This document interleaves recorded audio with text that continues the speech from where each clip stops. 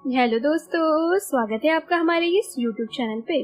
दोस्तों, कहानी को शुरू करने से पहले एक जरूरी बात, अगर आपने चैनल को सब्सक्राइब नहीं किया है तो पहले आप जल्दी से चैनल को सब्सक्राइब कर दीजिए ताकि आपको हमारी आने वाली नई नई कहानियों की जो नोटिफिकेशन है वो आपको सबसे पहले मिलती रहे। तो चलिए दोस्तों, बढ़ते हैं हमारी आज की कहानी की तरफ।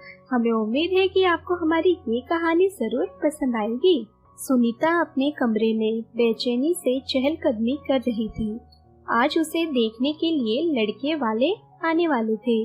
सुनीता के कमरे में जब उसकी माँ आई तो उसने रोते हुए कहा, माँ, तुम मेरी शादी कहीं और क्यों करवाना चाहती हो? तुम्हें मैंने बताया था ना, मैं मोहन से प्यार करती हूँ। उसकी माँ ने उसे गुस्से से देखते हुए कहा, चुप कर, तू प्यार व्यार का नाम लेकर हमारी नाक मत कटवा। तेरे पापा जहाँ कहेंगे वहीं तेरा रिश्ता होगा। सुनीता ने अपनी माँ को लाख समझाने की कोशिश की, लेकिन घर वालों की मर्जी के आगे उसकी एक न चली और उसका विवाह प्रमोद से हो गया। सुनीता इस अनचाहे विवाह से बिल्कुल भी खुश नहीं थी। शादी की पहली रात को ही प्रमोद ने उसके दिल को तार तार कर दिया। ना तो उसने सुनीता से कोई बातचीत की, ना ही उसे सहज महसूस करवाने की कोशिश की। बस उसने अपना काम निकाला और चुपचाप करवट लेकर सो गया। सुनीता देर रात तक सिसकती रही। सुबह भी वो गुमसुम सी लग रही थी। उसकी सास रागिनी ने उसे उदास देखकर पूछा, क्या हुआ बहू, मायके की याद आ रही है? क्या तुम्हें यहाँ कोई दिक्कत है? हो तो मुझसे कह सकती हो, अब मैं भी तुम्हारी माँ ही हूँ। इतना कहकर उन्होंने अपनी नई नवेली बहू के माथे को प्यार से सहला दिया। ससुराल में प्यार भरा स्पर्श पाकर सुनीता भावुक हो गई और उसकी आंखें नम हो गई। सुनीता के ससुराल में उसकी सास, पति और देवर ही थे। उसकी सास और देवर नीलेश का स्वभाव बहुत अच्छा था। वो दोनों ही सुनीता का बहुत ध्यान रखते थे, लेकिन जिससे उसकी शादी हुई थी उसका व्यवहार उसे कुछ समझ में नहीं आता था। प्रमोद बहुत ही महत्वाकांक्षी व्यक्ति था। वो बहुत ही प्रैक्टिकल इंसान था। उसके लिए भावनाएं, प्रेम इत्यादि का कोई भी मूल्य नहीं था।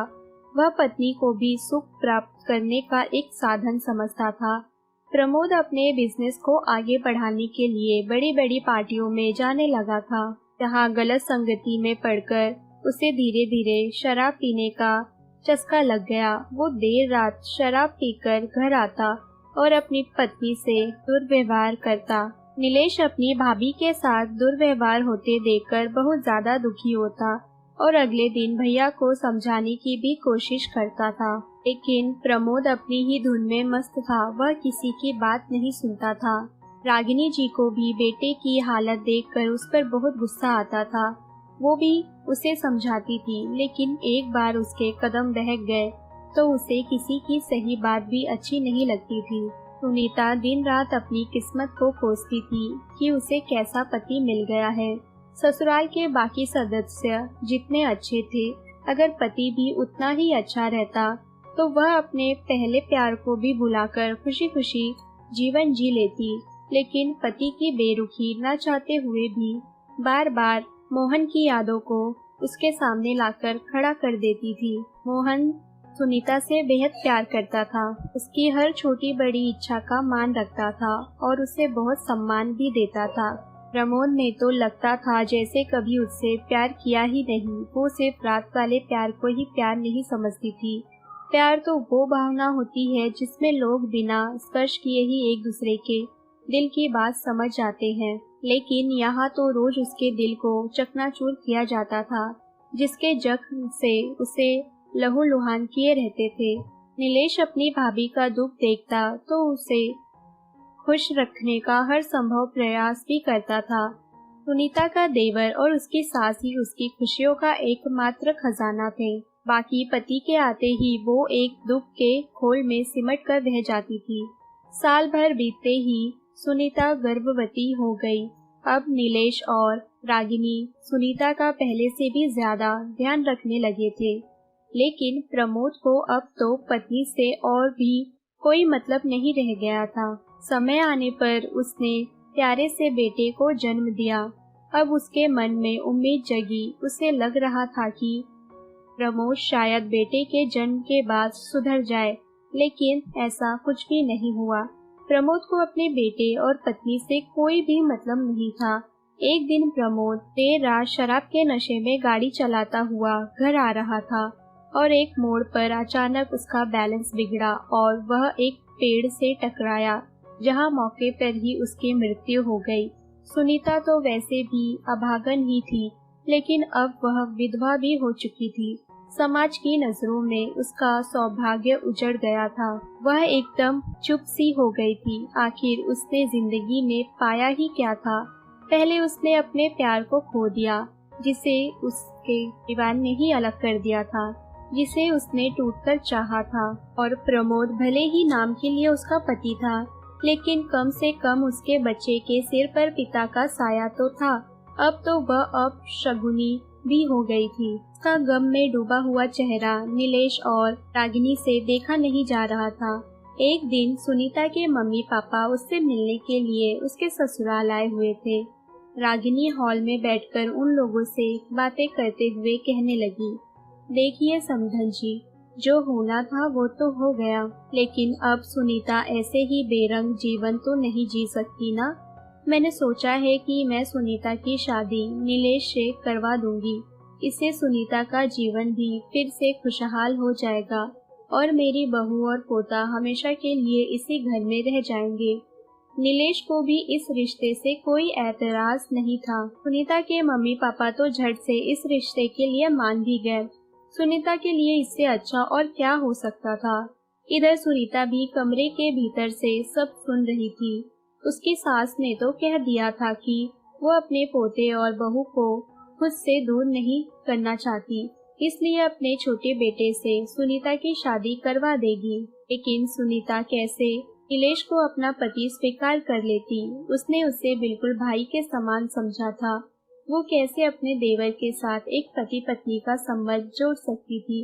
वैसे भी बड़ों के फैसलों के आगे वो एक बार पहले भी अपने अरमानों का गला घोट चुकी थी। एक बार फिर से बाहर दूसरों के द्वारा उसकी किस्मत लिखी जा रही थी और वह बेबसी खड़ी बस देख रही थी। फैसले दूसरे लेते थे और उसके अनुसार जीवन उसे जीना पड़ता था। रास्ता दूसरे चुनते थे, लेकिन राह तो उसे ही तय करनी पड़ती थी। उसकी किस्मत का फैसला करने वाले लोग ये भूल जाते थे कि वह भी इंसान है, उसकी भी कुछ इच्छा अनिच्छा हो सकती है। इधर नीलेश ने भी अपनी भाभी को शुरुआत से ही दुख उठाते देखा था। माँ के फैसले पर वह भी सहमत हो गया था और सोच रहा था कि अब वह सुनीता के दामन में सारी खुशियाँ डाल देगा जिसकी वह हकदार थी। वो सुनीता के मनोभाव से बिल्कुल अनजान था। सुनीता का मन छटपटाने लगा था। वो इस रिश्ते के लिए बिल्कुल भी तैयार नहीं थी। एकांत में उसने अपने दिल की बात अपनी माँ से बताई। उसकी माँ उसे ही हटते हुए कहने लगी, अरे तू तो किस्मत वाली है जिसे दोबारा सुहागन बनने का मौका मिल रहा है। नीलेश से शादी नहीं करेगी तो तेरा क्या भविष्य होगा? कौन तेरे बच्चे को अपनाएगा? कौन तुझे आसरा देगा? वो तेरी सास इतनी अच्छी है कि तुझे अपने घर में रखने के लिए उन्होंने अपने छोटे बेटे से तेरी शादी की बात चलाई है, वरना तो विधवा होने के बाद लोग बहू को पूछते तक नहीं है। मैं कुछ नहीं जानती, तुझे यह शादी करनी ही पड़ेगी। और नीलेश सचमुच में तेरा भाई थोड़ी ना है, धीरे धीरे तू एडजस्ट करना सीख लेगी। माँ की बात सुनकर नेता रोने लगी। उसे लग रहा था जैसे वह कोई इंसान नहीं, बस एक वस्तु हो जिसे जब मन चाहा किसी ने भी प्रयोग कर लिया। उसकी भावनाओं का कोई मोल नहीं था। सुनीता और नीलेश की शादी सीधे साधे ढंग में मंदिर में होने वाली थी। जब से नीलेश और सुनीता की शादी तय हुई थी, नीलेश सुनीता के बेटे को कुछ ज्यादा ही प्यार करने लगा था। वो दिन भर उसे गोद में लिए हुए घूमता रहता। सुनीता से तो उसने नजरें मिलाना भी बंद कर दिया था। ऐसा लग रहा था वो नए रिश्ते की शुरुआत के लिए पुराने रिश्ते को मिटाने की कोशिश कर रहा हो। सुनीता का मन करता कि वह नीलेश से सब कुछ कह दे और इस रिश्ते के लिए इनकार कर दे, लेकिन माँ की बातें याद आते ही वह अपने कदम रोक लेती थी। वो भीतर ही भीतर घुट रही थी। देखते ही देखते शादी वाला दिन भी आ गया। सुनीता इतनी मजबूर थी कि अपने दिल का हाल किसी को वो बयां भी नहीं कर पा रही थी। विवाह का मुहूर्त दोपहर के बाद का था। सुबह उसकी सासू माँ नीलेश के कमरे में गुलाब और चमेली के फूलों की टोकरियां भिजवा रही थी कि सुहागरात के लिए कमरा सजाया जा सके। सुनीता सोचने लगी कि आज शादी के बाद से नीलेश और उसका एक ही कमरा हो जाएगा। वो कैसे नीलेश के सामने एक पत्नी के रूप में समर्पण कर पाएगी जब नीलेश उसे प्रथम बार स्पर्श करेगा। तो वो इस ख्याल से ही शान हो उठती और पूछती, नहीं नहीं, ऐसा नहीं हो सकता, मुझे नीलेश से बात करनी ही पड़ेगी। मैं ये शादी नहीं कर सकती, किसी भी कीमत पर नहीं कर सकती। वो बाहर निकलकर इसी समय नीलेश को ढूंढने लगी, लेकिन नीलेश का कहीं भी अता पता नहीं था। उसने नीलेश को फोन भी लगाया, लेकिन नीलेश फोन नहीं उठा रहा था। लिहाजवश वो नीलेश के बारे में किसी से कुछ पूछ भी नहीं सकती थी। धीरे धीरे समय बीत रहा था। पार्लर वाली सुनीता को तैयार करने में लगी हुई थी और सुनीता का मन भयंकर उपापों की स्थिति में डूब रहा था। वह नीलेश से मिलकर कह देना चाहती थी कि वह उससे शादी नहीं कर सकती, लेकिन नीलेश था कि उसे मिल ही नहीं रहा था और यहाँ सुनीता पर एक एक पल भारी पड़ रहा था। बाहर गाड़ी आ गई थी और घर के अंदर से सामान ले जाकर गाड़ी में रखा जाने लगा था। रागिनी जी सुबह से भागदौड़ में लगी हुई थी। वो सुनीता के कमरे में आई और प्यार से उसका माथा सहलाते हुए बोली, बस बेटा, कुछ देर और तुम फिर से सुहागन कहलाओगी।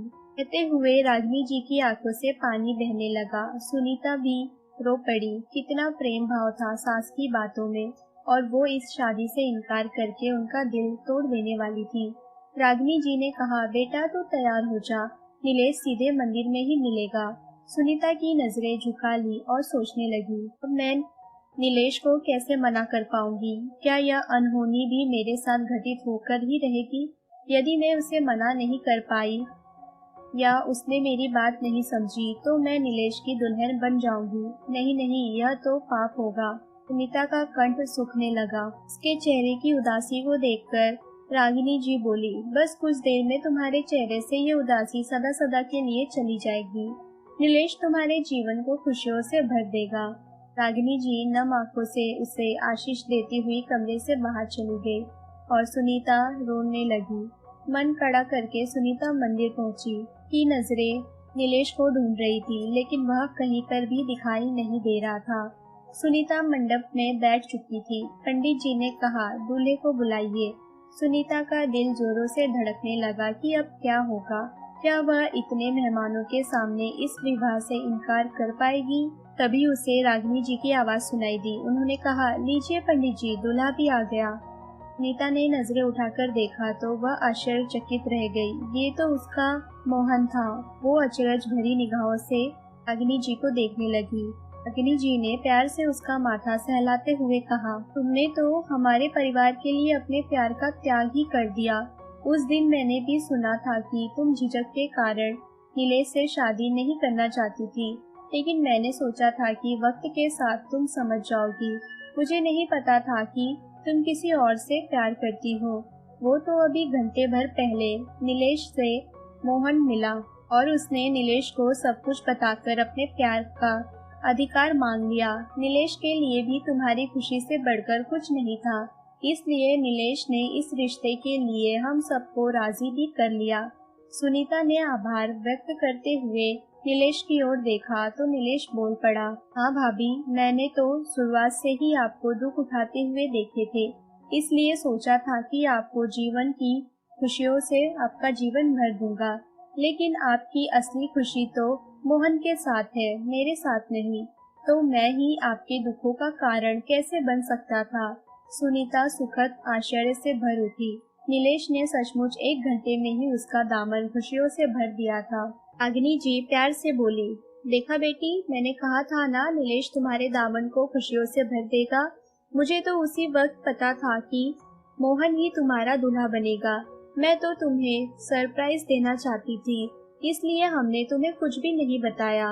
सुबह तक तो मैं सोच रही थी कि तुम दुल्हन बनकर मेरे घर ही आओगी, लेकिन अब तुम किसी और के घर जा रही हो। लेकिन तुम्हें सुहागन बनने का मेरा सपना जरूर पूरा हो गया और इस बार तुम अपने मनचाहे वर के साथ ही जाओगी।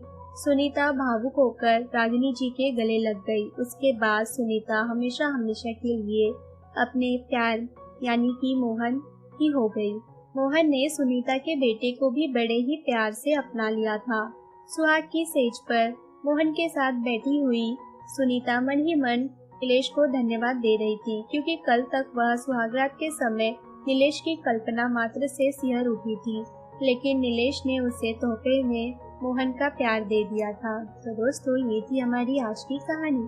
अगर आपको हमारी ये कहानी पसंद आई हो तो कहानी को लाइक और शेयर करना ना भूलें दोस्तों, अगर अभी भी आपने चैनल को सब्सक्राइब नहीं किया है तो पहले आप जल्दी से चैनल को सब्सक्राइब कर दीजिए, ताकि आपको हमारी आने वाली नई नई कहानियों की जो नोटिफिकेशन है वो आपको सबसे पहले मिलती रहे। तो चलिए दोस्तों, मिलते हैं हमारी अगली